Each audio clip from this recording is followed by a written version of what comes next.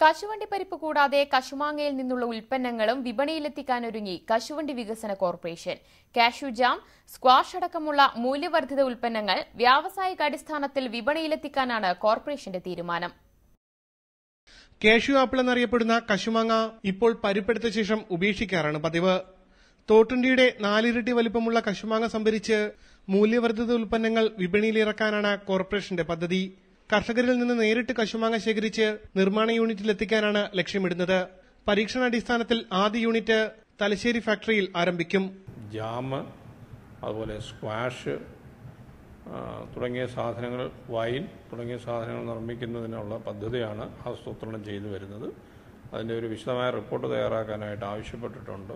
ഇപ്പോൾ ആദ്യ ഘട്ടമെന്ന നിലയിൽ തലശ്ശേരി ഫാക്ടറിയോടനുബന്ധിച്ചാണ് ആ യൂണിറ്റ് ആരംഭിക്കാൻ ഞങ്ങൾ തീരുമാനിച്ചിരിക്കുന്നത്. അവിടെ അത് വിജയിക്കുകയാണെങ്കിൽ വീണ്ടും കൂടുതൽ സ്ഥലങ്ങളിലേക്ക് അത് വ്യാപിപ്പിക്കും. അത് മാർക്കറ്റ് ചെയ്യുക എന്നുള്ളത് വളരെ വലിയൊരു സംരംഭമായിരിക്കും. ആറളം ഫാമിൽ നിന്ന് നേരിട്ട് കശുമാങ്ങ സംഭരിച്ച് കൂടുതൽ ദൂരം സഞ്ചരിക്കാതെ തലശ്ശേരി ഫാക്ടറിയിൽ എത്തിക്കാനാകുമെന്നതിനാലാണ് ആദ്യ യൂണിറ്റ് അവിടെ തുടങ്ങുന്നത്. ഇത് സംബന്ധിച്ച് കൂടുതൽ ഗവേഷണങ്ങൾക്കായി കൊട്ടിയം ഫാക്ടറിയിൽ ഒരു ഗവേഷണ കേന്ദ്രം ആരംഭിക്കും. പദ്ധതി വിജയിച്ചാൽ കോർപ്പറേഷന് കീഴിലുള്ള കൂടുതൽ ഫാക്ടറികളിൽ ഇത്തരം കേന്ദ്രങ്ങൾ തുടങ്ങാനാണ് പദ്ധതി. ന്യൂസ് 18 കൊല്ലം.